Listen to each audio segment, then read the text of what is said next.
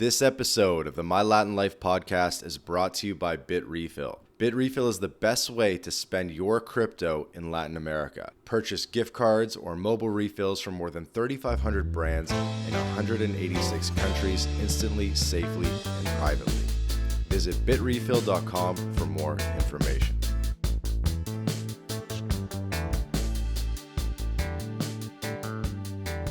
Welcome back to the My Latin Life podcast. Since 2014, My Latin Life has been your trusted guide to traveling and living in Latin America.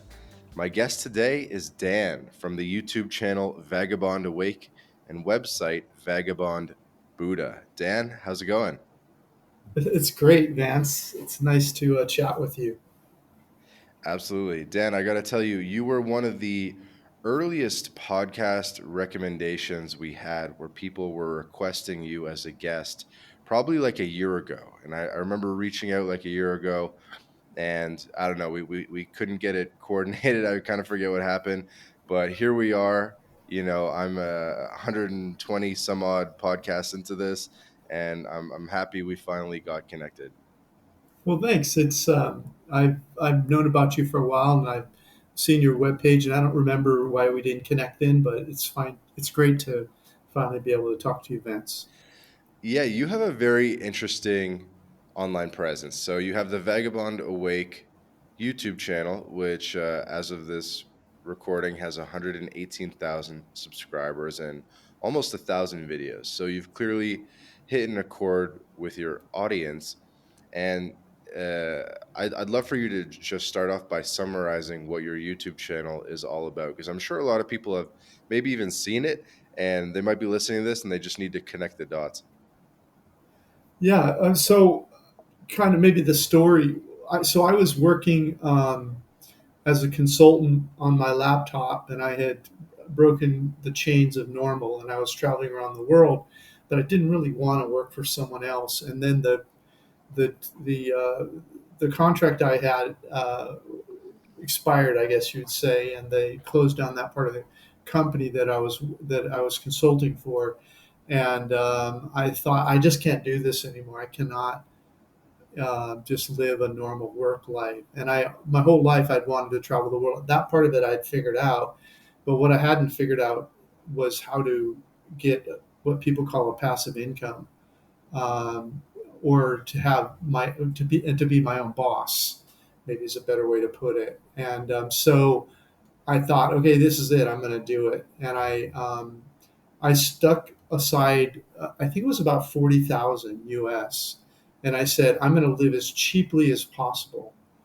And I'm going to slow travel the world. And I'm going to write reports about where I was and what, rents were in restaurants. And I'm going to do these videos and I'm going to do ebooks. And so I got after it. And it took a really long time. It really almost ran that 40,000 dry. So my goal was to make enough money to be able to pay for really cheap travel. So there's two aspects to it. One is you have to drive your cost. This is what I was thinking at the time, I should say. I had to drive my cost of living down so that the 40 could last as long as possible, because I really didn't think my channel would blow up or my business would blow up like some people, very few people that happens to. So I was driving my costs down as low as I could. And at the same time, I was creating a lot of content. As you mentioned, that I'm near 1,000 videos now, but I had really no audience at all. And and so the idea was at first to do like affiliate marketing, where I put links to, whatever booking and products and all that, and people, they'd watch a video, come to the web page, and maybe buy something or rent a room or Hmm. whatever. And but that I never really made any money in the affiliate business. And then one day I was writing. One day I was reading about different ways to make money online, and I read about this concept of a membership. And so what I started to do is making these reports and put them behind a firewall, where people could join a membership. And I started out with a really low price, and it was after about, I guess it was about, um, let's see, maybe I don't know. I'll just throw a number out. I don't remember exactly, but it was around 2 years, and that 40 was, it was shrinking. And I put up this. I started putting up reports as fast as I could of all the places I traveled to, slow travel to, and I offered this membership. And I finally started making money. And about the same time, the lockdown happened, and we were stuck in the Philippines, and we were just stuck in our little two-bedroom apartment in Dumaguete in the Philippines. I was there with my girlfriend Chung, who I'd met in Malaysia a few years before that, and we just started putting out videos. I think it was maybe 5 days a week about whatever topic we could think of that was relevant to slow traveling or retiring cheap or making money Mhm. online, whatever topics were interesting. And it was just about when I was running out of money. And now I had more money. That was just, I set 40 aside and said, this is, I'm going to try to be my own boss and create an income from it. And if I run out of this money, then I'll get a job. I'll go back to be a normal consultant or whatever. And luckily, the money just started trickling in. And before that 40 ran out, we were making enough to just pay our low cost of living. And it's just Got it. gone up from there. And so, So, what are the uh, main income streams now? You have a private membership group, and it seems from your website that you sell a lot of ebooks. yeah, I don't really sell ebooks. I just have a membership. Okay. Well, my only two income streams are from YouTube. I get paid, for views, like most people, Hmm. and also the membership. And I think it was around, maybe it was around early 20, middle 2020. Finally, the two added up together. I don't have numbers in front of me, but it was finally enough to pay what our living costs were. And then, like a year later, it was almost double of what our living costs. And we were living pretty cheap, like under $1,500, sometimes only 1,000 a month. And so it Mm, wasn't like a lot of money, but it was a big deal for me because it meant I was free. Once you have an income that matches your expenses, that's when you're really free and you don't work for anybody else. You're just your own boss, and that's when it happened. And it's grown a little, continued to grow slowly, and now it's doing quite well. So okay. Yeah, because I saw these ebooks on your website that I guess maybe are included in the membership. yeah, that's right. So the membership, there's, I think there's around 230 ebooks, and I think Wow. about Wow. maybe 100, and not, that's now, right? This is, what is it? It's like 4 or 5 years later, but and so the ebooks are included, and then I have two courses also. One course is about how to retire cheap overseas, which basically explains. There's so many ideas in the ebooks that you can kind of get lost. I got an email from somebody once, and they said, "Dan, you have so many ebooks here. I don't know which one to read first. They're all great, but I'm trying to organize doing what you do, and I really need like a map into it." And I thought, "Oh my God, he's so right." And so that's why I created the course, how to retire overseas, and then also someone asked me once, "Hey, I need to make money online. How do I do it?" And so Hmm. I'd taken a bunch of courses. I'd even tried to sell physical products on that. I all tried all sorts of things over about an 8 year period and spent thousands of dollars on courses, and nothing worked for me until I finally put together my Membership. membership So, and my okay, okay. and so they Let can either get let's they can jump a little bit because I'm sure people are like, okay, I don't even know who this guy is that does the membership. So let's talk a little bit more about just like the themes that you talk about. One thing I noticed that was really interesting about your YouTube channel is, and I say this with all goodwill, is that your thumbnails are horrible. And so it's not, or maybe they're good in like a weird way, but they're extremely basic. And so people are coming definitely not for the thumbnails. So they're resonating in a different way. So I thought that was funny. And you have been doing it for a while, right? Like a couple of years. So I think you were one of the earliest accounts YouTube accounts that was really talking about how to retire early in different cities around the world. And you really went to a lot of different places or talked about a lot of different places, specifically in Southeast Asia, where in one video, like you've probably talked about how to retire early in dozens, if not hundreds, of different cities, like small cities for which there's basically no other video for. It's like retire early, Subic Bay, Philippines. Retire early, Angeles City, Philippines. Yeah. Um, you know what I mean? All the retire early, Coron, Palawan, Philippines. And then you've done that for Malaysia. You've done that for all these different places. And I think and so that's people like this type of content. People like what? People like this type of content. They like the idea of visualizing what life would be like in a different place and retiring early. And people also like the comparisons, I think, where when you compare one place to another, I noticed some of your ebooks were like comparing one country compared to another. And I think people enjoy the comparison stuff as well.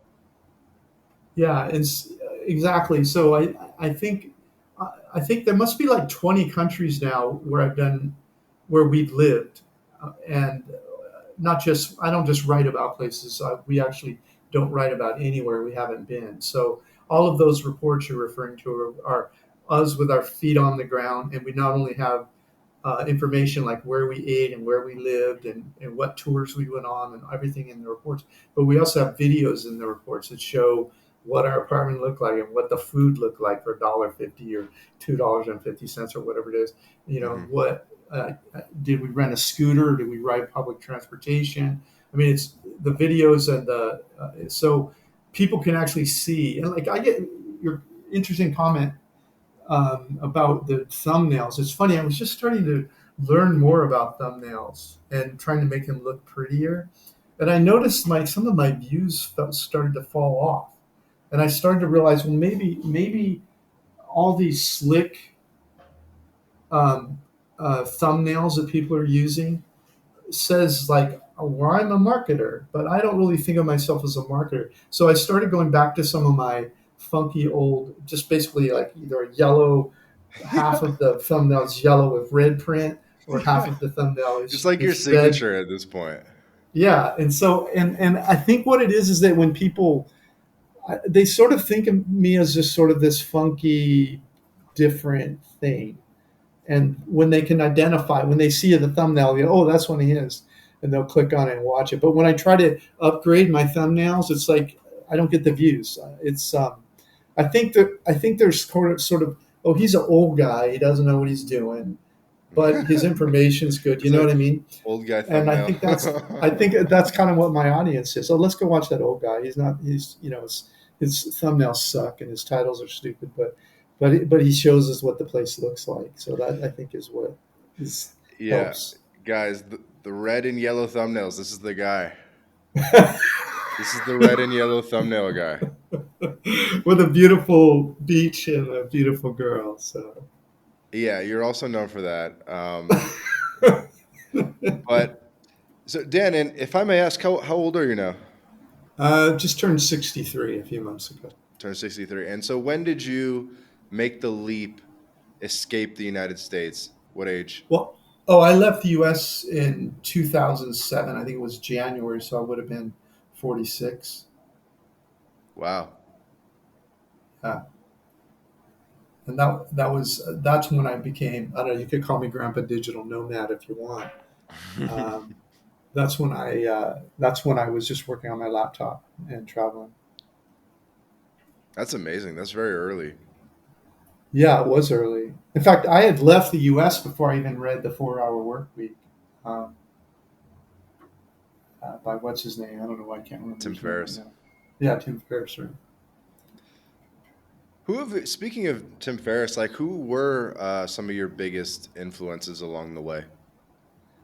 When I was a boy, I was I wasn't like a rough kid, but I was not a rule follower. My buddies and I, we were basically in high school. I think by my sophomore year, we were we were slinging the weed in my high school, and so I was Uh-oh. never really. I was always kind of on the edge of society in that way, but and I never really wanted a job. Um, I wanted to work for myself and to just sort of live by my own ethos. Um, and so that just sort of carried through my life. I did, I've done a lot of traditional stuff along the way too. Got married, married a woman with a couple of kids that lasted about, uh, I guess, 15 years or something like that. But I was divorced by 40 and traveling by 46. Hmm. Yeah. And have you And so, met many other influencers along the way and other people in this space? Like I, have you ever yeah, gone to like the Dynamite Circle out in Asia, or I have no idea, just who have maybe you met along the way in your expat life? I guess that's another thing about me. I'm not really. I don't. Woody Allen used to say I wouldn't want to join any club that would have me as a member. I'm not really a person who knows other people that are in the business, and I try not to watch other people's YouTube channels too much or that kind of stuff. I just sort of want it to be my flavor. But in terms of influences, I mean, really old ones. I was mentioning that I was in high school. I was kind of going down the wrong word. My mom gave me a copy of a book called Think and Grow Rich by Napoleon Hill, and Hmm. that got me to realizing that I didn't have to be illegal. At least I could be my own boss and not, worry about the police. And so I started buying cars and fixing them up and selling them when I was in high school. And so it went from Napoleon Hill, and then what's the Walk on Fire guy? Tony Robbins. I read his stuff when I was in my 20s. And then trying to think who else. More recently, I'm more of a Buddhist kind of philosophy person. I follow a guy named Moji who's from Jamaica. He's on YouTube, and he talks about present moment awareness, which is Eckhart Tolle and Moji and that kind of stuff. Um, I'm not really money motivated, honestly. I mean, I'm already making more than I need. I don't have any delusions of grandeur about making a lot of money. I just want to live my life my way, and along the way, I just share what I'm doing, and if people are interested, they can check it out. I'm very happy to be outside the United States now, though. I really don't even like to visit anymore. It's just crazy land there, in my opinion. So. Do you miss the United States? How often do you go back? I probably go back maybe a week or two, maybe sometimes every year, sometimes every other year. If somebody's getting married or somebody's sick or whatever, I'll go back. But overall, I just don't really feel that comfortable there anymore. It seemed to me it's just like malls and freeways and I don't know. I like places where walkable areas in funky old cities, whether it's in Mexico or South America or Southeast Asia or Eastern Europe. And I think I'm one of those people that just likes change. And so I've never really like I put out a listing of the top places to retire cheap around the world every year. I do the top 15, Hmm. and those are like the places I would move right now if I retired from 1 through 15. But I'm really not to that point yet in my life where I want to settle down. I do what's called slow travel, where you just hang out in a country or a city for a month or two. And then you read about other places and go another place. And for example, I'll hang out in one continent maybe for a year or something, and I don't fly back anywhere. I'm always moving forward, buying one-way tickets and that kind of thing. I don't, and so I'm a little bit different. I'm kind of quirky in different ways, but it's I just don't like. I like change. I like chaos, and I like learning new things all the time. That's one thing nice about the internet. There's always something going on you have to read about or fix with your web page or and different algorithms on SEO for Google and all this kind of stuff. And I'm no expert, but I'll just learn enough to get by as I go, to solve problems and stuff. Wow, living the vagabond life. Yeah, for sure. So I think that's a very good quip about the USA just being malls and freeways. Like, I think that's good. yeah, I remember like I went to visit some friends and they were in LA. They were from back east. I lived I've lived on both coasts. And when I was in town, I went to visit them, and they're like, "Hey, we're going to go to this. We're going to go to dinner." I was like, "Great, let's go, man." So we hop in. One of them had a rental car. We hop in his rental car. We go to dinner. Nice food. And he's like, "Hey, there's this party on the other side of town. We're going to go." We're in the car for like an hour and a half going to a party, and then we're at this party for like an hour, and then he says, "Hey, there's this other party over or a nightclub we have to go to." And we get back in the car. We're in the car for like an hour or something. It's like I just don't get it. That's not my thing. I prefer like public transportation. I take like taking a grab card, riding a bicycle, walking, but figuring out like car payments and insurance and where are you going to park your car and Hmm. boy, my car's better than your car, all that kind of stuff. I just don't get it. I rather just I rather put, if you will, spend my money on learning about the world, like why is this culture different? What's its best food? Why are the people like this? How they're wearing these funny clothes or they're eating this weird food. How did that start? I like learning about people and culture and noticing differences and anything that I can't figure out, I'll think about for a while and try to figure out. This episode of the My Latin Life podcast is brought to you by Language Blend, the new best way to learn Spanish. Language Blend focuses on what you actually need to live and get by abroad with daily one-on-one lessons, a dedicated texting partner. It's like living in a Spanish-speaking country without ever leaving home. Go to languageblend.com for more information. And What do you is not it? find it exhausting, like the every 1 month move, every 2 month move? Like, walk us through what that looks like. Because even for me, it's exhausting, and I'm half your age, and I've done it. I've been doing it for years too. So don't get me wrong. I know exactly what I'm doing, and I do it. But it is Yeah, a bit mentally exhausting, finding the perfect Airbnb, the logistics of maybe the bus tickets or the plane tickets, yeah, um, all the stuff. So walk us through what this looks like for you and how you do it. Let's just say right now you're in Bangkok, right? right. So Yeah, walk us through th- how what you're in Bangkok for a month or two, I guess, and then walk us through what that looks like, okay, for the next so destination. okay, can I use Philippines for an example instead, if that's okay? Sure, sure, sure. Okay, so we have like 20 reports on cities um, that we've investigated, we've visited, we've written reports about that are places that you can retire. And so the first thing you might wonder is, wait a second, 20 cities in the Philippines, how would you even pick what those cities were? So what I did is I put out a video saying, hey, we're going to tour the Philippines. What are the top cities that my audience wants to know about? And I got feedback, and I think I got feedback on like 60 cities, but only 22 of them I think had two or more people that wanted to know about that. So I figured out which cities to go to based on feedback from my audience, and that's actually listening to your audience is really what has made me successful. So anyway, so then I look at the map and I go, okay, I don't want to go to the top and then back to the bottom and then back to the top. So I looked at how can I traverse this country in the shortest distance possible. And so you start at the bottom and work your way up, or at the top and work your way down, and then you visit each city. And then I'm blessed with Chung. She's like my girlfriend Chung, who I met in Malaysia in 2016, and she started traveling the world with me in 2017. She's highly organized and she's very particular about where she stays.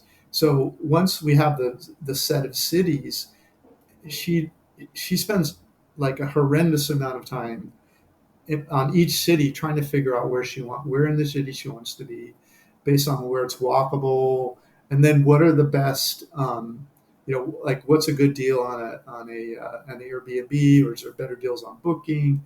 And we have I have a whole report about how to find great apartments, and we have this technique we use for that.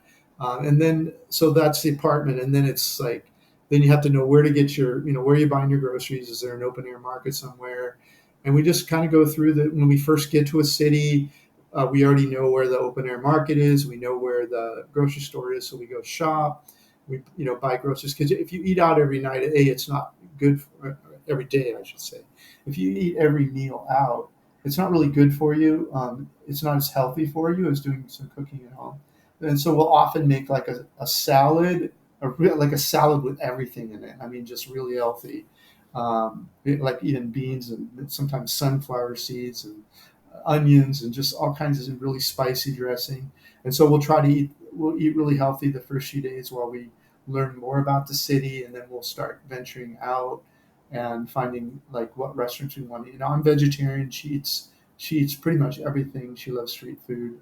I'll eat it too if I'm vegetarian. So we just have this whole routine we go through. We learn about a city and what are the cool neighborhoods, and even we go out and check out the nightlife. We go out at night and walk around and do videos about like if what are you looking for? Are you looking to dance, or do you like acoustic music? Or and so we'll show people where to go. So it's just kind of, I don't know. I guess it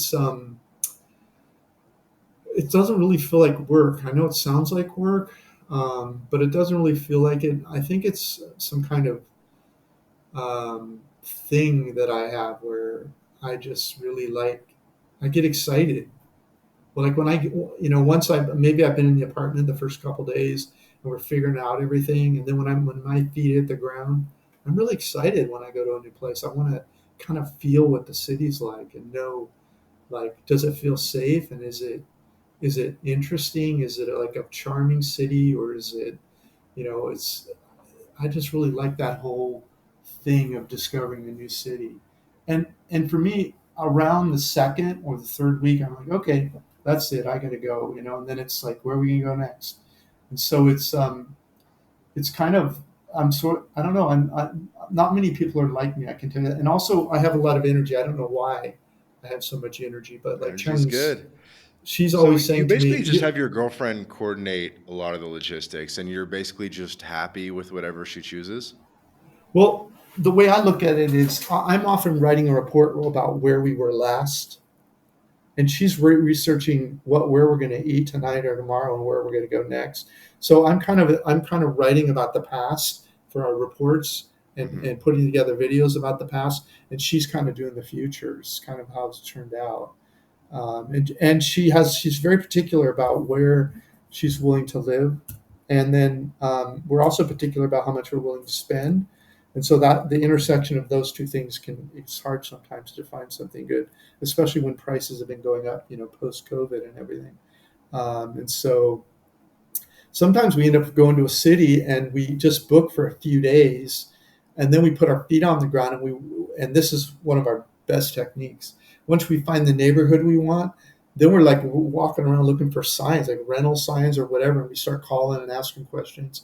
And sometimes we find our best deals that way, by with feet on the ground, because the what we've learned is that if it's online, people with money, people like you and me, if we Hmm. want to, we could spend money and rent these things, right? Hmm. And it's easy. It's just you click a button, put it in your credit card, boom, you got a place for a week or a month or whatever you need. But the landlords out there that have the good prices and sometimes the better, more interesting things, they don't know how to whatever join Airbnb, or they don't if they're not online, those are going to be better deals, and they're not as technology driven and easier to negotiate with, and Yeah, so so you you need. must know your girlfriend's strategy. Is the strategy typically to find stuff off Airbnb, and that way you're getting the better deal? Well, we're lazy if we can be. Like if we're some places, like even now in Vietnam, you can still get a pretty good deal. That's probably where Right, we'll go next. But right. um, so if it's somewhere like that, we don't worry too much. But when you try to go to some places you're trying to go to, we'd like to stay, like under 25 a night, and if it's for a month, we'd like to stay under 20. Um, for short term. Long term, we want to go lower than that, of course. If we're going to stay So somewhere a basically, month. per month, your budget is less than $600 a month. Oh, definitely, yeah. I mean, and that's for short term. Yep, If makes we're sense. going to go long term, if we're going to stay somewhere a couple months, then we want to be under 500, sometimes under 400, depending what city, and whether you're near a big city or you're in a small town or whatever, that kind of thing. And you've done this a bit in Latin America. So I noticed some of your YouTube videos were Playa del Carmen, Bocas del Toro, Panama. Yeah. Where have you been in Latin America?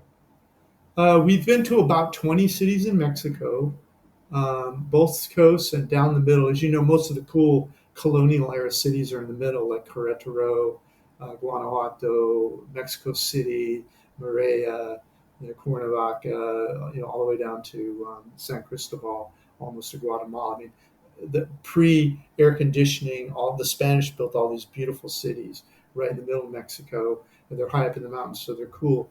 And then Guatemala, you've got Antigua and uh, what's the lake? Lake Atitlan, and Hmm. then you have Costa Rica and Panama, and then Colombia. We spent time there, and then Peru, Ecuador, and before I met Cheng, I've been to Brazil and Argentina, but neither of us have been to Chile yet. But Latin America, there's probably at least I don't know, maybe 40 or 50 cities we have retired chief reports on. Interesting. And so you were traveling Latin America with an Asian girlfriend. Yeah, yeah. Tell us about that. That's kind of interesting. Um, well, she's kind of worldly. She speaks 7 languages. Not perfect, but she can hack her way through. Um, Before I met her, even, and she traveled, I think, to 8 or 10 countries before I met her. She's a runway model. She's about 6 foot tall, and she's very, very bright, and she's fun to have around. And she's a foodie, a total foodie. She loves really good food, but she doesn't like to spend a lot of money on it. And so she's very good at finding, more local kind of food, mom that grandma makes, for really cheap. And she's more into local food than like finding out what in each country, what's the food you have to eat in that country, and what's the best street food, in this city, and which cart is it, and where is it, and all that kind of stuff. She's very much a foodie, and that's what she's about. And she eats all day, which is surprising because she's super skinny. I mean, compared to most people, and um, we met in Malaysia in 2016 on Tinder, and we went out and just had a blast and just hung out for about a year while I was traveling around Southeast Asia. I would come back and visit for a month or two here and there, and then at the end of a year, it was she sold her car and quit her job and started traveling with me, and it's I guess it's been 6 years now. She's been traveling the world with me. Um, That's incredible. yeah, and it's Pretty adaptable then. yeah, yeah. Yeah, she's definitely a slow traveler. We both have that in common where once we've been in a city, there's very few cities where once we've been there 2 or 3 weeks, we're like, oh, I want to stay longer. Very few. I mean, those are the ones that end up in our, top five each year. Um, and But mostly we like moving forward and exploring, and we're excited about learning about new places all the time. And that's why I think we're kind of natural slow travelers. Mm. Yeah, And I should have doubled down on this before, but do you get tired with like the logistics of getting from place to place? Like even if your girlfriend books the Airbnb, you don't have to think about it. It's already done. You're editing videos, she's booking the Airbnb, right? Isn't it yeah, still tough like packing up the suitcase, hopping on a bus, maybe getting to the bus terminal, hopping on another bus, or taking or going to the airport, hopping on a flight. Maybe you're in the middle of nowhere, Philippines, and it's like a small regional aircraft or something, right? Like, yeah. I think that's what tires people out the most. A lot of times, it's just the moving around and the yeah, like that aspect of traveling. Yeah, it's funny with the way you describe it. I kind of, I, I think it might be because of my, so, so I think it's my Buddhism nature. I'm focused on whatever's happening in this moment, which rather than what I rather have happening. I'm not sure how to, you know what I mean? It's Yeah, like, yeah. It's I'm if I'm present. So the times in my life where I've been unhappy, it's because there's something in my life that I want it to be different. Whether it's I want more money, or I want, maybe I'm single and I want a girlfriend, or I'm unemployed and I want a job. Or I look back to like high school, a girlfriend I really was into dumped me or something, and I'm single, and you know, and what I think what present moment awareness gives me is being where I am at this moment, instead of wondering what it would have been like if it were different. Um, and it's so true for me so much of the time now, that I don't really like when I'm pushing a suitcase across whatever, an airport or a bus station, and I'm going towards a bus I'm getting on. I'm really looking at the suitcase and the distance between the bus, and then I'm putting the suitcase on the bus, and then I'm going and getting in the bus, and I'm watching. I'm sort of like absorbing everything going on around me at all times. I'm really not thinking about, oh, this is hot and I'm working and I wish I was already there, and why doesn't the air conditioning work, or what. I'm really not involved in my I'm not that interested in what my mind's thinking at any given moment in time. And I Got think it. that's because I've been a Buddhist for so long. I'm more focused on each moment, what's actually happening, rather than what I wish was happening. Okay. Yeah, that's good advice. I mean, I think we're so focused on opportunity cost, and when I think about a travel day, I think about how I just lost a full day of working. Um, Yeah, yeah. Thinking is painful, man. Do as little of that as possible. I know it sounds insane, but if you check out Buddhism, maybe that I yeah, always the answer is recommend that. Buddhism. It doesn't have to be Buddhism, by the way. You can be a Christian, or whatever, Hindu, a Buddhist, whatever. If you can get into the present moment in your life, that's the difference. It's not about the right God or the right Hmm. belief, or what. It's more about just being present. And so you don't have an empty bed anywhere in the world, is my understanding. You don't really have a home base, or you don't maintain any type of full-time lease. It's awesome. It's inspiring to hear that someone in their 60s is still just month to month Airbnbs, crushing it, all that. Yeah, I But do. so, I do have I do have a place in the U.S., but it's handled by a property manager to rent it out. So, uh-huh. and I haven't lived there since I left the U.S. in 2007. So Wow. I don't go back. There's no only time I go to the U.S. is to visit family, or a friend's wedding or something like that, and then I'm on their couch or in their spare bedroom, or once in a while I'll rent a room or whatever. But I really don't go to the U.S. to travel or explore. Maybe someday I will. I'll do the van life, or get an RV or something, go to all the national parks or something. But right now I'm focused on being outside the U.S. I really enjoy the world, and seeing how the crazy different ways people live, and what they eat, and what they believe, and trying to figure out uh, the whole world is so, in some ways, it gets more homogenized over time. It's getting more Right. internationalized, if you will. But there's also just some basic differences, and and you'd think that one's better or whatever, but when you're like normal everyday life around the world's pretty much the same.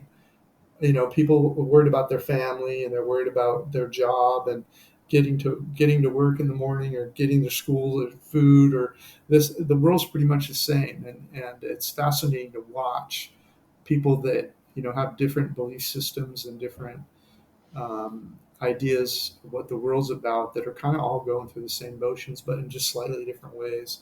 And it's fun to watch all that, and from my perspective, and see how we're all kind of alike all over the world.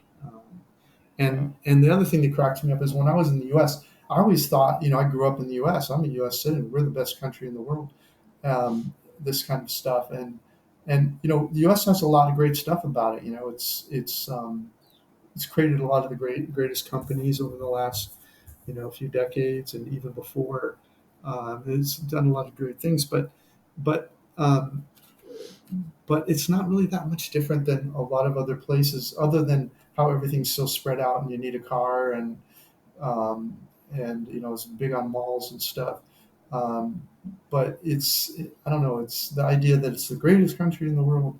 I think is something you kind of have to decide on your own, rather than Hmm. just buy it because it was in the movies you grew up and watched. You kind of have to get out Got it. and really see So the so world and tourist move back. visas, 30 to 90 days. Visa runs. You've been doing that for 15 some odd years. Yeah, Do you have exactly. like an address in Asia or any kind of like aspects of a base, like bank accounts in Asia, address? Trying to think what else, or is your whole financial center of life still in the U.S. and you get paid to the U.S. and then you just still take money out on the ATM card, or how do you manage things financially? Yeah, so that's a great question, because I'm totally U.S. centric in the financial world. I only have banks in the U.S. I only have U.S. credit cards and American Express. Um, I've never opened a foreign account anywhere in the world. Um, and when I need money, I just go to an ATM. You probably know about Charles Schwab. You get your ATM fees rebated, and so I have a Charles Schwab ATM card, and so it doesn't really cost me much more to pull money out of an ATM in whatever currency around the world I'm in. And that's it. I don't really have a base anywhere. I don't own any property outside of the U.S. I don't have any bank accounts. I just sort of wander around the world and enjoy my time. But the the money that YouTube pays me comes through my U.S. account. The money that the memberships create, those come through my U.S. account, and it's presently making more than we need to travel, and so I just pull money out when we need it, and we go wherever. Honestly, we go to places. I've been to 67 countries so far, but we go to places that our audience want to know about. Like we're going to be going to Vietnam for a couple months because Chung's family has she's Malaysian, but they're Chinese descendants, and Hmm. we'll be there for Chinese New Year's with her family. But then we're probably going to head to Eastern Europe and slowly move up from Turkey north. And then when it starts getting cold around next year about this time, then we'll head over to South America. We want to hit more of South America. We have hit Chile and a couple other spots, and so we're picking those spots because these are places that our audience, that our subscribers, they want to know, well, how much is the rent, how much is an Italian dish of fettuccine alfredo, how much is a if you go to a family restaurant in an open air market, how much is a local dish, and how much are the buses, and is Grab there, and all that stuff that we put in our reports, and they'll find out, and it saves them time and energy when they're deciding where they want to retire. How do you think things are going to look 5 years in the future for you? That's a great question. So far my energy's been really high. I haven't really had any episodes physically. My dad lived till 78, so it looks like, and probably only the last 5 years, were a little harder for him to get around, and so maybe that would put him at 73. So I have at least a decade more of doing this potentially. But I figure somewhere in the next 5 to 10 years, I'm probably going to pick a base station outside the U.S. and get a place, maybe buy a little piece of land with a house on it or something, and then spend maybe half the year in a base station somewhere in the world, and then the other half of the year traveling. Maybe do that for another 5, and then probably, if I'm starting to get tired, maybe then chill out in one place and only travel a few months in the year. That's kind of how I see it transforming over time, going from all travel 100% of the time, which is now, to eventually, maybe 90% of the time hanging out in one or two places around the world. And where are you leaning towards? Well, every year I do my top 15 places to retire cheap and Yeah, I was gonna retire ask you about low. that. What's the sorry to interrupt. What's the hit us with the top 15? Oh, I probably could. I would have to open the report to remember. My memory's not that good now, but I can tell you what number one was. We were in Ubud in Bali, Indonesia, which I've probably been to 10 times before. We were there over, I think it was over Christmas, now almost a year ago, and we found this cute little cottage. Have you been to Bali before? No. Well, okay, Ubud's like up in the mountains a little bit. It's not like right on the beach, so it's a little cooler than different parts of Bali, and it's not I don't know how to say it. It's not quite as touristy. It has more of a local feel to it, Mhm. even though it's also a tourist spot. And but it has these walkable streets. There are no cars are on them, but you can just put like a motorcycle down them and people walking. But they have restaurants and coffee shops and like bars with views. It's just a really charming walkable area. And we were walking down one of those streets in Ubud, and we saw like a little alley. We walk up this alley, beautiful little alley with greenery and stuff. And we were in one of these glorious Balinesian like landscape, and it was a little family owned I don't know compound I would call it that had like 6 or 8 um, cabins or not cabins or like but anyway, it was super green. There was a river running along one side of it, and we rented a place there. I don't remember the exact amount, but it was like around $300, including utilities. And then we started eating in all the restaurants within like a 2 block radius. And we were eating these meals. I'm vegetarian, Chung's non-veg, but we were eating all these great meals for like between $2 and $4, and just really delicious food. And it was just so reasonable. It was so beautiful, and it has all those rice patties and stuff around the city. So just amazing landscape and reasonable cost of living. And so that hit number one for the 2023 report. And then other places are. I don't want to mess it up, but if you Google Vagabond Buddha top 15 places for 2023, you'll see them linked. But it's places like Dumaguete in the Philippines, Querétaro in Mexico, um, uh, Antigua and Guatemala. I mean, just various places around the world we really love are in the top 15. Hey guys, quick interruption to tell you about BitRefill. BitRefill is the best way to convert your crypto into gift card balances. These are gift cards that you can spend at hotels.com, Airbnb, Nike, and many more. You may remember Joel Valenzuela, previous podcast guest. He's been living on crypto exclusively since 2015, and he's a big consumer of BitRefill. And so I asked Joel, I said, what do you like most about BitRefill? He said that he likes the instant delivery, the precise amount so that you don't have to juggle a lot of gift cards, and he loves the global selection. Nobody else has this much selection of gift cards, over 10,000 gift card options across hundreds of countries. Go to bitrefill.com to sign up, and you can also use the code MyLatinLife for 10% back off your first purchase. Go to bitrefill.com for more information. Okay, so some LATAM spots make the list. It's not all Oh yeah, Southeast Asia. oh yeah, we love that. We love Latin America. It's great. Um, It's a far I grew up flight. I'm in surprised you do it because a lot of the it's probably tough to leave Asia where things are admittedly a little bit cheaper, admittedly a little bit safer, and be like, you know what, we're going to take a long ass expensive flight to Latin America and go check things out there. So kudos to you for well, that. yeah. The key though is once we go somewhere, like we go to Mexico, it's at least 6 months because that's what they're giving us, and then so we'll try. So we might do like for those 6 months, we might do 8 cities or Hmm. 6 or 8 cities, and then we'll pop down to Guatemala and hit a couple cities, and then maybe go to Panama, hit a couple. So we once we fly, once we pay 1,000, or remember these are one ways, right? So once we pay Right. 1,000 or 1,500 for a flight, and we get to a part of the world, we really hang out in that area until we've seen everything we want to see. So if you amortize that over a year, suddenly your $1,000 ticket is under $100 a month for Yeah, for travel, sure. Did you right? find And so Latin that's, America to be more expensive? Like, did you find yourself kind of cursing under your breath, especially if you don't? I know you try to live like a local, but you probably don't speak Spanish very much.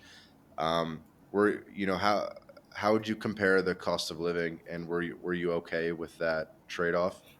um, so so it's true that some parts of Latin America cost more than some parts of Southeast Asia. That's definitely true. But it's also true that as you move away from larger cities in Latin America into smaller cities, the cost of living can go down quite a bit. Or if you're in a larger city, if you move further out, Yep. it can be cheaper. And also, it's about like where you're eating. If you're going to open air markets, like when we were in Oaxaca, Mexico, we found these flour tacos or quesadillas. I don't remember. They're actually flour is one of the. I don't mean flour like the white stuff, but the kind that bees get honey from or whatever, a flower, Yeah, yeah. and they were like $1, and they're just and they had that Oaxacan cheese and the salsas and stuff. We find that if we eat in like open air markets and not go to, fancy restaurants, it's not you can get the prices down pretty good in Latin America. I mean, it's okay once a week, maybe to go out for date night and you go to a place where you're gonna have to pay, $6, $8 for a meal. But mostly, if you pick stuff up at open air markets, fruits and vegetables, and cook at home a lot, and then eat in some of the like little family places, sometimes it's not that expensive. So depending where you are, of course, in Latin America. Hmm.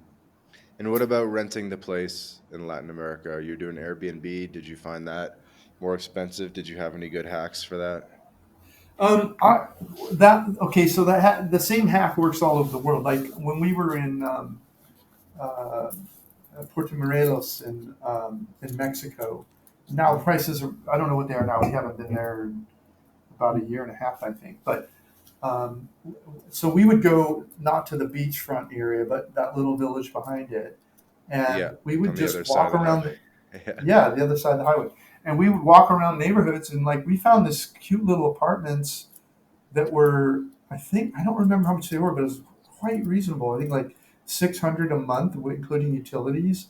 And it was like a two-bedroom apartment with AC, and it had like monkeys in the trees around. And so it's, the thing is, you have to be willing to spend a little more energy in order to find the better deals. And that's fine, if you're on a tight budget, time isn't money.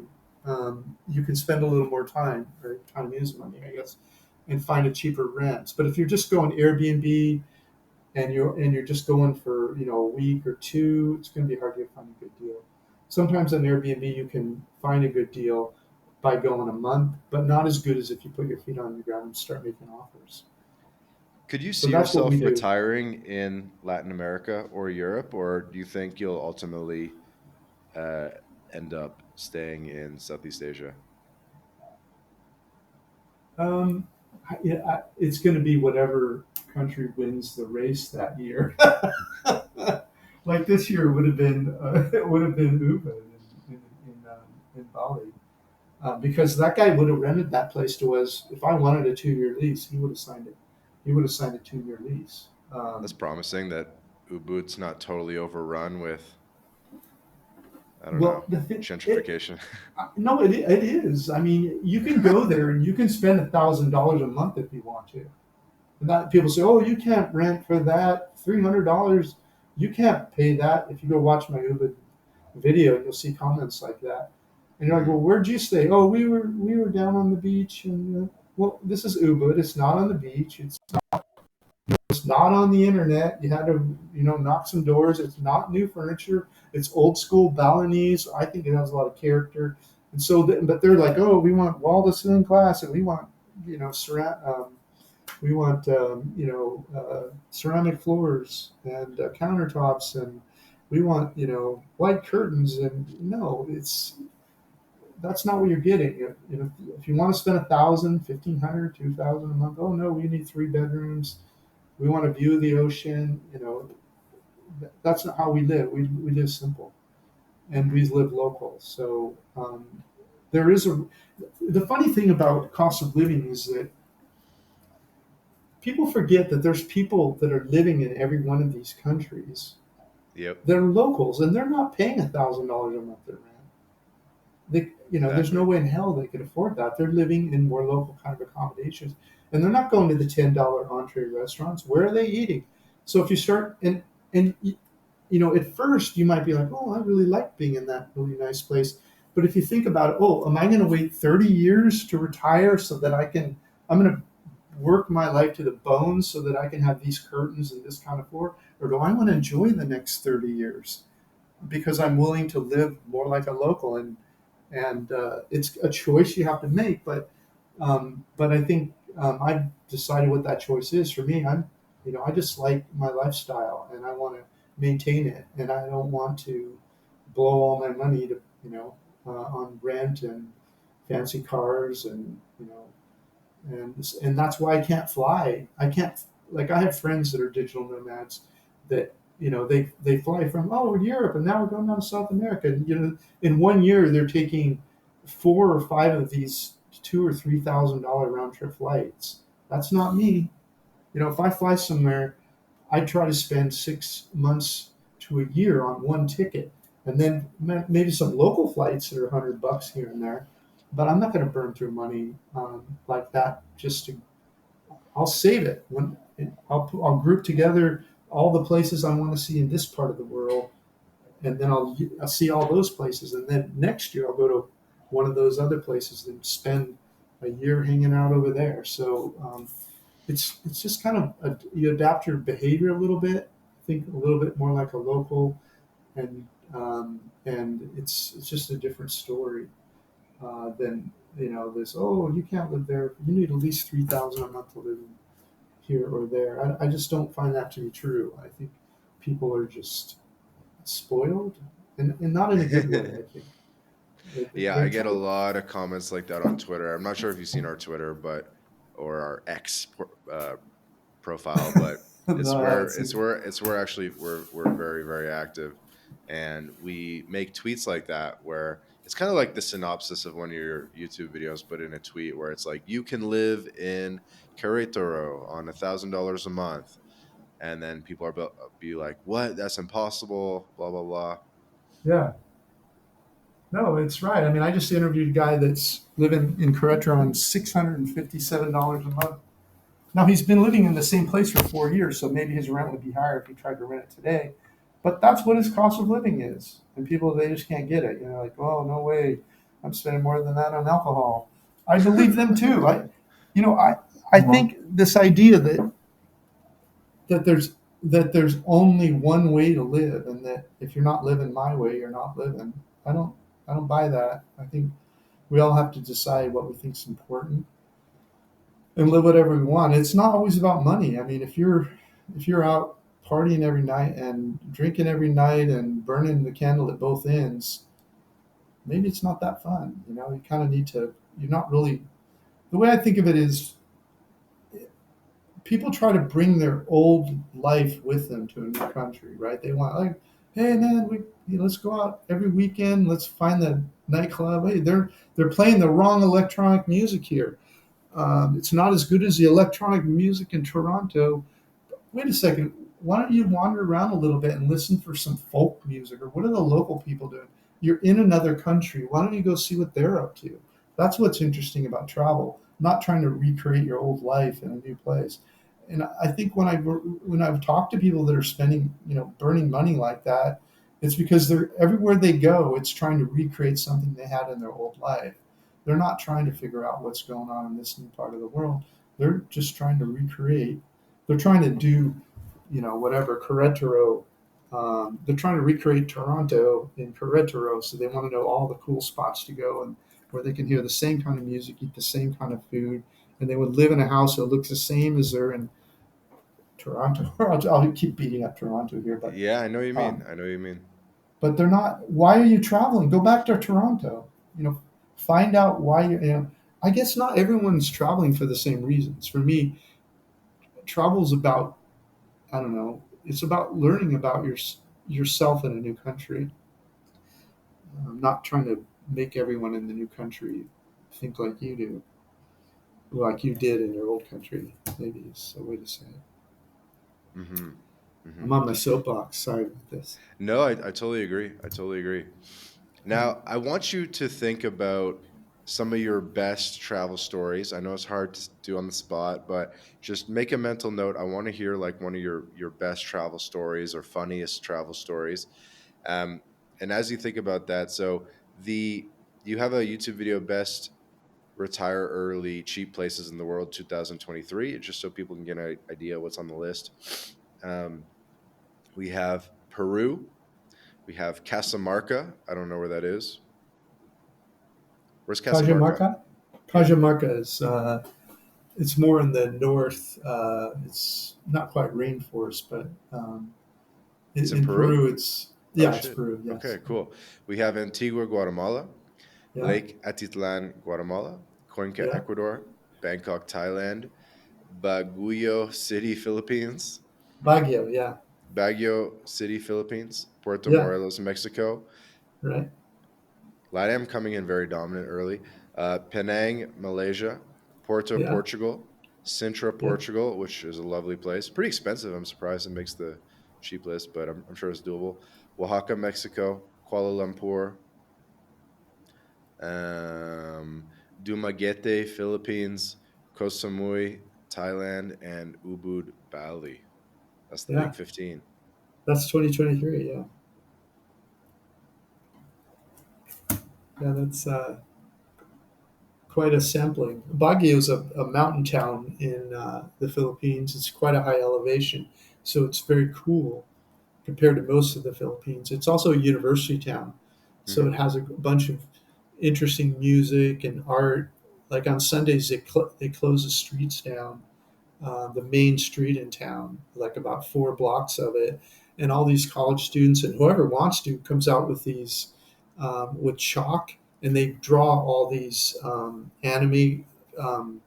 Cartoon characters on the road, and they all dress up in these clothes and stuff, and it's quite a sight. And they really surrounding the town, they have all this beautiful land that they grow fruits and vegetables. So you get some of the best, healthiest fruits and vegetables in that town for some of the cheapest prices, and it's cooler. So it's nothing like most of the Philippines, which are quite warm at sea level, and then they have the music and the nightlife because of the universities. It's really a fun town, and it's pretty reasonable, cost of living, and so it's quite a nice spot. A lot of times people think the Philippines is only um, like Mexico. People always think, oh, Mexico is just a bunch of beaches. I can't stand the heat. I can't go there. But really, some of the most beautiful places in Mexico are in the mountains, and that's the same. A place like Baguio in the Philippines Yeah, is really exactly. It kind of gave me some Latin America vibes, this Baguio place, like up in the mountains, like it's like misty, you know? yeah, yeah. And it's a former Spanish colony, like much of Latin Uh, America. So it has all of the Philippines have a little bit of a Spanish flavor to them. And the food, they count money uh, in Spanish language.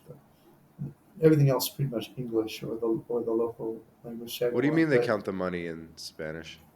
Like unos, um, dos, tres? yeah, if you go to a market and you ask, how much are the whatever, how much is the watermelon, they're going to quote you Bente or whatever. They quote Really? you in Spanish numbers. Yeah.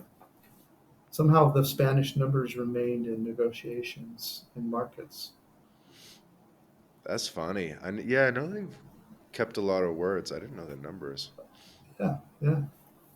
So I gotta put this in Google Translate right now. Tagalog, 20, 20. yeah, it's 20. Okay, anyway. Yeah, do you want to hit us with like one good story? Like a travel story.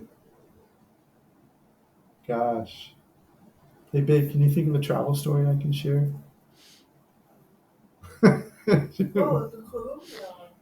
Should I share that one? we were in we were in Cartagena, and actually this is funny for the one of the so I when Chung and I first met, she was just traveling around with me, sort of like, oh yeah, you make the arrangements where we're going to stay, what tours we're going to go on, all this stuff, and we'd heard about this Playa Blanca, which is a beach outside of Cartagena, but it's a boat ride away, and we'd heard that you could jump on this ferry, and I heard about this area where you went to catch this ferry that went over to uh, the Playa Blanca, and so I go to this area, and I didn't see any fare anywhere, so we start asking people like, "Hey, is there a place around to catch the ferry to Playa Blanca?"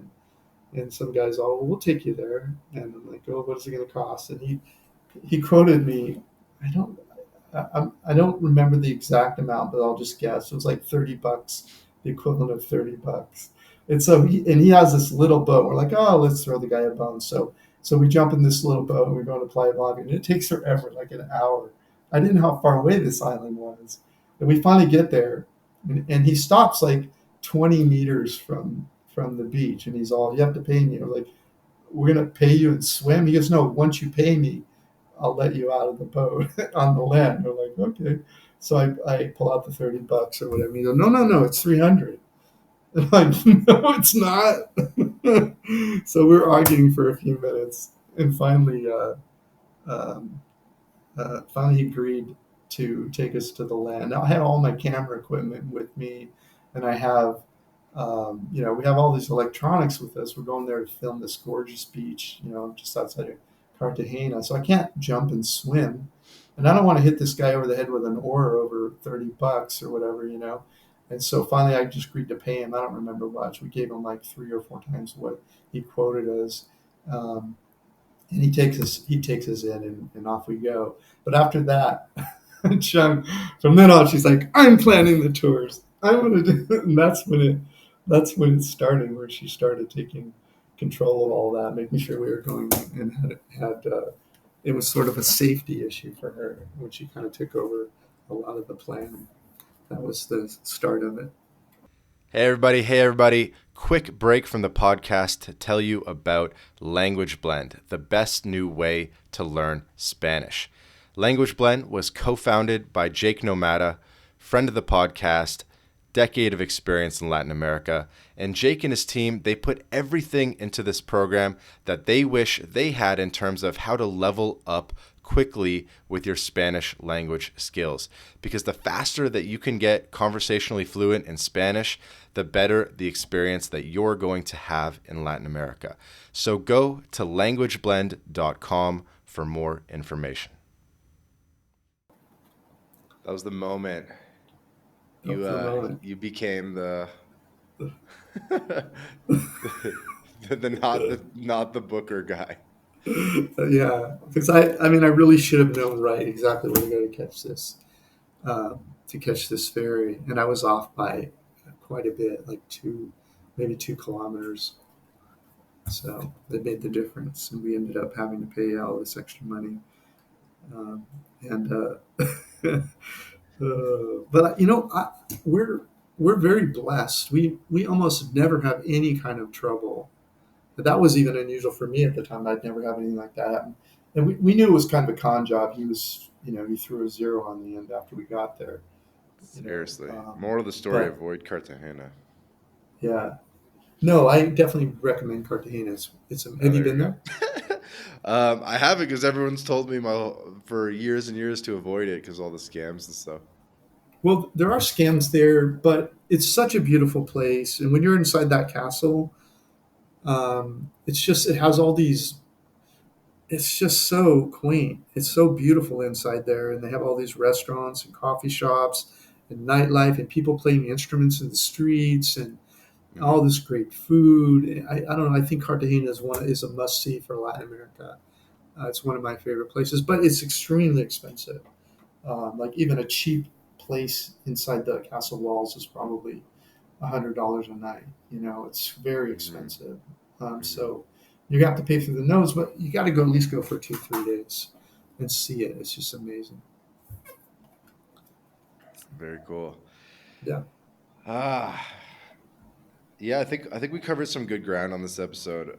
Really, really cool to catch up. And I think one of the things that impressed me most about you was a how you still have so much energy and you're doing it and you're kind of making it seem more okay for the older guys to just go and Airbnb, rent their house in the USA, don't even worry about it, and then just keep Airbnb being it month to month, and it's not just for guys in their 20s.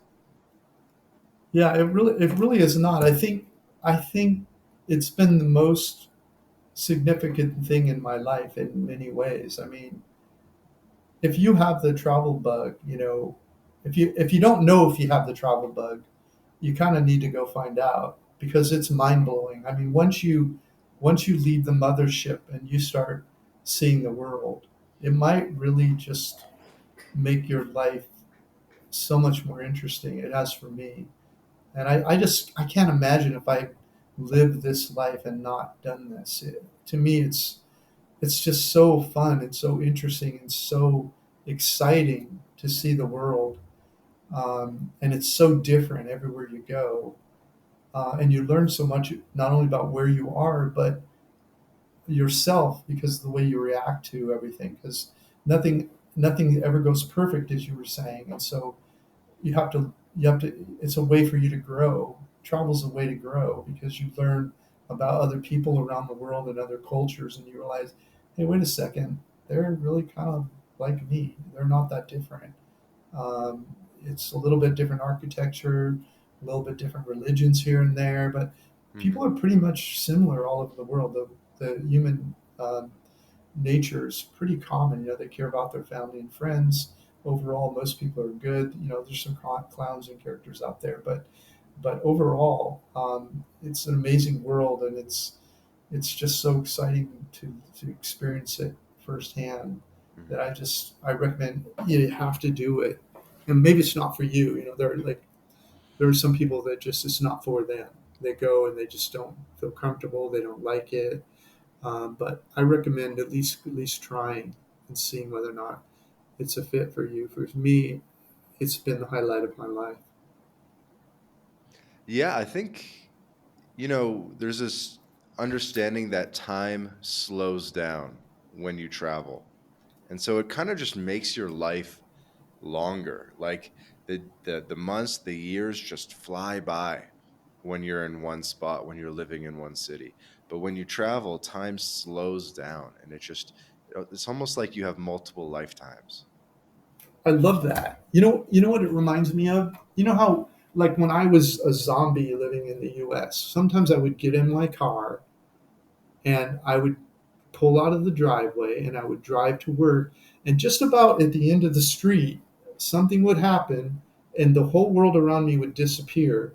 And then I would show up at my work and I would be parking my car and I would think, what happened? Oh, I was thinking about what I had to do today, blah, blah, blah. But I wasn't paying attention to what was happening in my life. What I find when I travel the world is completely different. The reason I can ignore what car is next to me or what's in front of me or whether or not there's a red light or where I am on the way to my work is because it's all already figured out. When your Yeah. life's all already figured out, you don't have to be in it anymore. You're not But when even you start thinking. It's like traveling, zombie mode. it's zombie mode. But when you start traveling, you're walking down the street you've never walked down before. You're like noticing everything: birds and trees and restaurants, and why are they making the sidewalk this way? And what's going on over here? Oh, what's that smell? It's like you're present to everything in your life when you're traveling, and that is kind of like you get to live instead of you get to live in your life instead of live in your mind because you're in Hmm. zombie land. So that's kind of how I see it. It's like driving to work when you live in the US. Dan, I had a question for you that's totally out of the flow of the episode, but I'm just going to be selfish and ask it.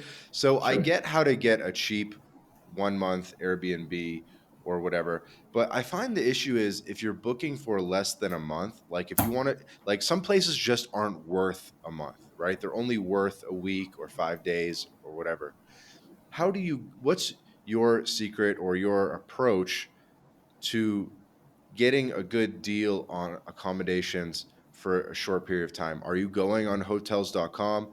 Because when you go on Airbnb, or sorry, yeah, when you go on Airbnb, it's like, $45 a night if you're only doing 5 nights, right? And it ends up being like $250 or something for like 5 nights, and which, from my understanding, probably wouldn't be too palatable for you. So, do you maybe not even book anything and then just walk around the downtown and find a hotel for $20, or how do you?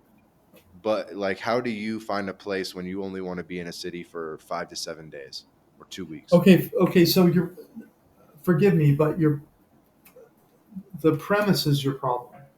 Okay. The premise is that you only want to be in a city for 5 days. We never have that premise. Now, and I'll give you one exception where we do have that premise. But because when we go to a city, we don't know how long we're going to be there. So if we want it, if we're pretty sure it's going to be for a month or less, what we do is we look for an Airbnb that has like the next 5 weeks open on it, and then we book the first like 3 days, and then and then Negotiate.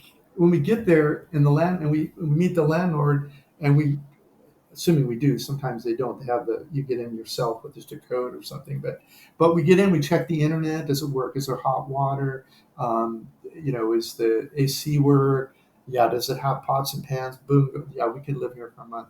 Then we text the landlord and we say, by then we've got them on WhatsApp or whatever, and we say, hey, would you if we want to stay here for the rest of this month, would you take this much in cash? And if that's still open and no one's gone and booked a weekend in the middle of it since we showed up, or in the week before, then we will make a cash offer. So that's kind of our trick. But the five, okay, now let me give you the exception to the 5 day premise. We're only going to go somewhere for 5 days. Sometimes we'll research that we want to be in a place like we were just in Dumaguete in the Philippines, and we stayed there, I think, for 3 months total. We did like a month and a half, and then we went to a nearby place for 10 days, and then we came back for another month and a half. And so, what I'm getting at is if sometimes you want to go somewhere for a month, but there's going to be two or three places around it that you can't spend a month in because they're not enough demand. Like the example I gave you, where you know my audience wanted to know about 60 places in the Philippines, and we narrowed it down to 20 places. Mm-hmm. One of those places might be near one of the places that we do want to go to for a month or a Mm-hmm. few weeks or whatever. But so we'll look on Airbnb and say, okay, let's just go there for a 4 day weekend. In that case, we may not do an Airbnb. We might do a hotel or whatever because we're only going to be there 3 4 days. We'll just look for something really cheap, and then we'll just eat out. We'll eat out more and that kind of thing, just to keep the nightly rate down. That's kind of our solution. But the idea that we're going to go somewhere for 4 or 5 days, that's a secondary to somewhere we already are. And we're often leaving an empty bed, as you call it, in the main city we're in, and we're just Right, going right. somewhere Hit for a little four day days. trip or one night type of Yeah. thing. Yeah, But yeah. one of the nice thing about not having a bed you're going back to is you're not thinking, oh, I can't stay there for a month. I'll be paying rent on two places, right? Exactly. But when you're not just going somewhere for 5 days and then going back, you don't have that problem. And so you don't know how long you're going to, what if you get there and you like it? You might want to stay a month. You might want to stay Hmm. 2 months. So So you've the never done a five thing day, where you just tear through a country top to bottom, bus trip, 3 days here, 3 days there, 3 days there. It's like always kind of 1 month at a time. no, no, no. It's like so when I first lost my contract and we were going to try to put enough content on the map so that people could find us and enough videos. When Hmm. I was doing one YouTube video a day and one report a week. So we early on when we were traveling through Mexico, we were just staying a week in each city. Um, and what back then, where we were able to, what we do on Airbnb is when we only wanted a week, is we would pick our top 5 places in that city, and we would offer all of them whatever we wanted to pay, and one of them usually would accept, or one of them would counter and ask for just a little more, and we'd take that one. Um, and so that was what we'd do. We'd pick a handful, make offers, and get an acceptance, and take the one that took our offer, or pay a little more if they counter offer.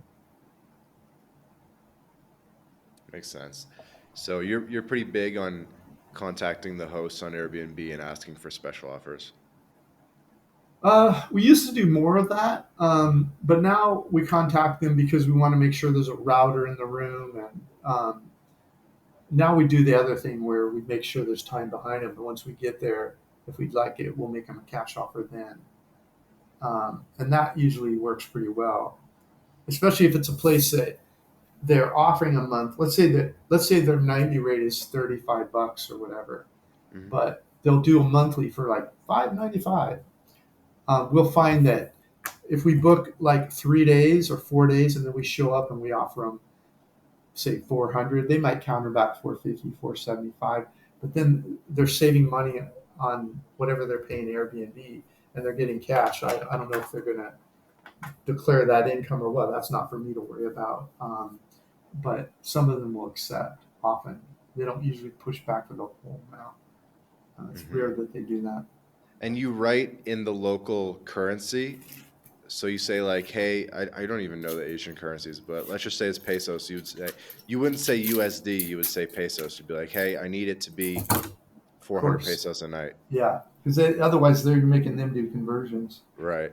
And it's what's weird though is then they're like, oh, does that mean like before the fees, after the fees? Because if they do like 400 pesos before the fees, by the time Airbnb adds the fee and maybe the cleaning fee, it's like 500 pesos or more, right? So it's kind of weird. Do you mean which case where I book a few days and then offer in cash, or the case where I'm off making an offer? Making the offer on the platform, Oh, I see. Usually we look at the the what all it would in. be for the whole amount, Yeah. and then we just don't buy it. We use it as a reference when we go back and say Uh, we'll pay this, but then we'll pay you in cash, and that's um, we we pretty much have gotten. Um, it's been a while since we were doing that, but we would try to get them on WhatsApp or something, so we're not doing it on. We don't want You don't want to put on Airbnb. Oh, we'll pay you this much in cash, so you don't have to pay Airbnb. That's going to get you kicked off the platform. yeah, yeah. You gotta be careful when you're right there. Um, cool. Well, I definitely want to be respectful of your time. You've been super, super generous. Um, like I said in the very beginning, you were one of the early podcast guests that people told us we had to get because you come with that different perspective about retiring abroad, which I think is going to be a huge market in the future. It's already big, but I think you're on the right. You're in a growth market, let's just say, because I think a lot of people aren't going to be able to afford to retire in the United States going forward, with their social security and so forth. It's just so expensive there. And I think a lot of people, more and more people, are looking to retire in Latin America and in other places around the world. I'm sure you're seeing the same thing.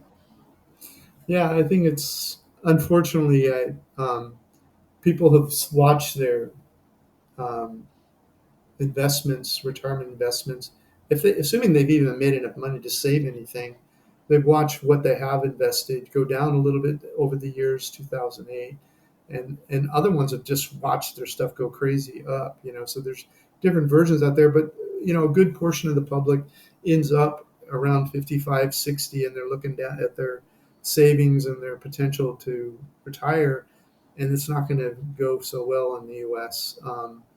And hopefully they're seeing more than just this way I can retire. It's one way I can retire. Hopefully they're actually interested in the world. That'll make a big difference for them. The people I get comments sometimes from people like, "What's the cheapest place? It's just like the U.S." It's like, you don't really have an interest. You're just going so you can afford to retire at all. That's a tough place to be because if you don't really have an interest in the world, it's going to be hard to be outside the U.S. because it means you're used to how things are in the U.S. You haven't really tasted the forbidden fruit, so you're not going to enjoy it. You're going to want everything how it was when you were growing up, and that's the problem I think for people like that. So I think that it is true that some and many are not going to have the money and have never traveled and will leave and really enjoy it. But I would say along the way, they need to start earlier and start going out and really getting a taste of the world, what it's really like, and not just like vacations, but go to more like neighborhoods where people live and see like how do they live, what do they eat, could Hmm. I do this, do I like it, am I interested in it, am I fascinated in it? That's, I think, will make a difference for them. It can't just be money, in my opinion, if there's no desire really to learn about a new culture, because like you said, it can be difficult. You don't know what to order, you don't know how, in some places you don't know how to speak their language. It can be difficult, especially someone who's older age, to try to make that adjustment. And so they should find out if they have that interest, before retirement age, so that they can, so they're going in with a smile on their face instead of it's their last hope, on their face. Wise words. Wise Yeah, words. Well, yeah. Dan, let's leave it there. You've been super generous with your time. Where would you like to direct the audience's attention? A little call to action. Um, I don't. I guess. I guess. So, do you? Would you have like a link or something? Is that the idea? Yeah, yeah, we'll link your YouTube channel in the show notes and link the websites. But I guess you probably want to tell people again about the membership. Okay. So we have a membership. It's $19 a month, and we have a couple hundred reports about places around the world you can retire, and then all sorts of planning reports and ways to think about life overseas. You can just come to vagabondbuddha and .com and hunt around and read what's there. And probably the best thing to do for somebody new who doesn't know who we are is to come to Vagabond Awake and maybe just subscribe and just watch 10 videos or hunt around at Vagabond Awake on our old videos and look for stuff that's interesting. Hmm. We have a uh, what is it called, the playlist. You get, like, if you're interested in Mexico, we have over 100 videos all over Mexico. If you're interested in South America, many of those places we have 30, 40, 50 videos. Same with cities and places around the world. Just go to the playlist, watch a few videos from a city you're curious about, and see if you can stand us. If you're not aggravated by what we do, if it's interesting, then just subscribe and start watching, and eventually, if you see the value there, then think about getting a membership. So, Boom, there you have it. This has been another episode of the My Latin Life podcast. Again, my guest today, Dan from Vagabond Awake, is the YouTube channel, and vagabondbuddha.com is the website. Thanks everyone for listening.